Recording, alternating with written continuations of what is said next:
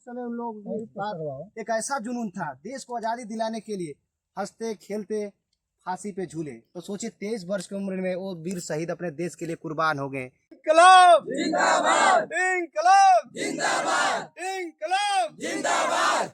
भगत सिंह अमर रहे, भगत सिंह अमर रहे, राजगुरु अमर रहे, राजगुरु अमर रहे, सुखदेव अमर रहे, सुखदेव अमर रहे। भारत माता की जय।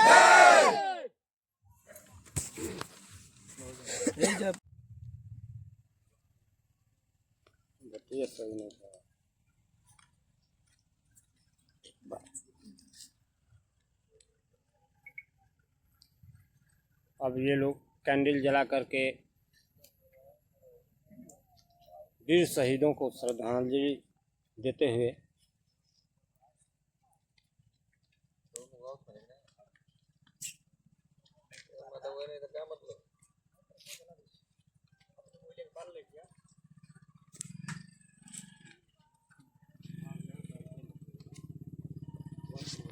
देखा जाए तो आज के स्थिति में, आज के परिवेश में बॉर्डर पर लड़ रहे सैनिक और किसान दो ही लोग ऐसे हैं जो कि मतलब परेशान हैं। इसके बारे में क्या कहना चाहेंगे? जी बिल्कुल, देखिए किसान हमारे देश की आर्थिक स्थिति की रीढ़ हैं और हमारा भारत कृषि प्रधान देश है और कृषि और ग्रामीण क्षेत्र से ही तबकर युवा जाते हैं और भारत माँ की सीमाओं पर रक्षा करते हैं।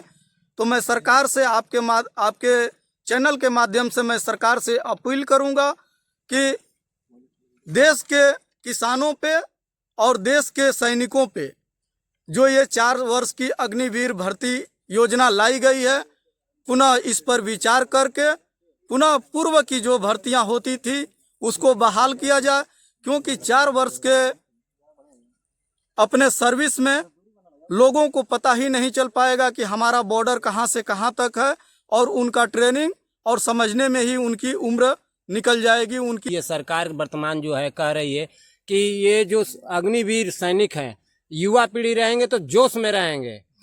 देखिए जोश में रहना कोई गलत बात नहीं है, लेकिन जोश के साथ साथ अनुभव और होश की भी आवश्यकता पड़ती है, क्योंकि देश की रक्षा बहुत ही एक निर्णायक क्षेत्र होता है जहां पे हमारे फौजी जाकर देश की रक्षा में अपनी 100% देने की कोशिश करते हैं और ज़्यादा लंबी ड्यूटी रहेगी, मेरा ये मानना है, तो लोगों में प्रेम भाव बढ़ेगा और उससे क्या सर ऐसा लगता है कि अगर ये 4 वर्ष की अवधि को अगर भविष्य में बढ़ाया न गया तो कुछ अलग प्रवृत्ति के बन जाएंगे ये सैनिक वीर? जी हाँ, इससे क्योंकि अदर देशों में जहाँ पे ये नियम रखा गया है कि आप पहले 4 साल 5 साल देश की सेवा करिए, उसके बाद आप अपना कार्य करिए, तो इससे एक चीज होती है कि अगर जो व्यक्ति आर्मी के लिए ट्रेंड होकर आएगा, अगर गांव झगड़े में आमतौर पे देखा जाता है कि आसपास पड़ोसियों से लड़ाई झगड़े होते हैं। चलिए और आपसे हम बात करेंगे, बगल में हमारे हैं प्रशांत जी। और सर आज शहीद दिवस के उपलक्ष्य में यहाँ पे सभी लोग कैंडल मार्ग जला रहे हैं, मुझे भी अच्छा लग रहा है। सत नमन करते हैं उन शहीदों को जिनके वजह से आज हम आज़ाद महसूस करते हैं। मुझे फक्र है इस बात का। सर शहीदों के लिए क्या कहना चाहेंगे? आज के देश में देखा जाए तो अभी भी सैनिक हमारे बॉर्डर पे जूझ रहे हैं, लड़ रहे हैं, तमाम प्रकार की परेशानियां हैं और उसी में अग्निवीर सिर्फ 4 साल का कर दिए। 4 साल के एक अगर परिवार में कोई भी लड़का जो है युवा पीढ़ी का अग्निवीर में होता है तो परिवार में बहुत ही गौरव महसूस करते हैं। क्या इस अवधि को बढ़ाना चाहिए? बहुत बहुत धन्यवाद आपका कि आपने हमें बोलने का मौका दिया। मैं आज इस 23 मार्च के उपलक्ष्य में आपको यही कहना चाहूँगा कि वीर शहीद जो भी थे, जो कहीं ना कहीं अपने जीवन को उस दाव पे लगा दिए बिना कुछ सोचे कि हम लोग सुख शांति से जी सकें। इतनी सुख शांति से होने के बावजूद भी अभी भी जो सरकार की योजनाएं हैं, सरकार के जो भी रूल्स है, कहीं ना कहीं अभी भी वो हमें क्या कर रही है, डिस्टर्ब कर रही है, डाइवर्ट कर रही हैं। चाहे किसी भी योजना में हम कुछ भी करने की कोशिश कर रहे हैं तो एक लिमिट आ जा रहा है, एक बाउंडेंसर आ जा रहा है, जिसके वजह से हम सोचने के लिए मजबूर हो जा रहे हैं। तो हम सरकार की योजना को यही कहना चाहेंगे कि जब भी कोई सरकार हमारे देश में आई है तो सरकार किसी के लिए अच्छी भी होती है और सरकार किसी के लिए गलत होती है। मैं पक्षपात की बात बिल्कुल नहीं करूँगा। मैं एक एग्जाम्पल के माध्यम से यही बताना चाहूँगा कि जैसे जब बारिश होती है तो वो बारिश किसी किसान के लिए बहुत अच्छी होती है और किसी के लिए वो बारिश बहुत बुरी भी होती है।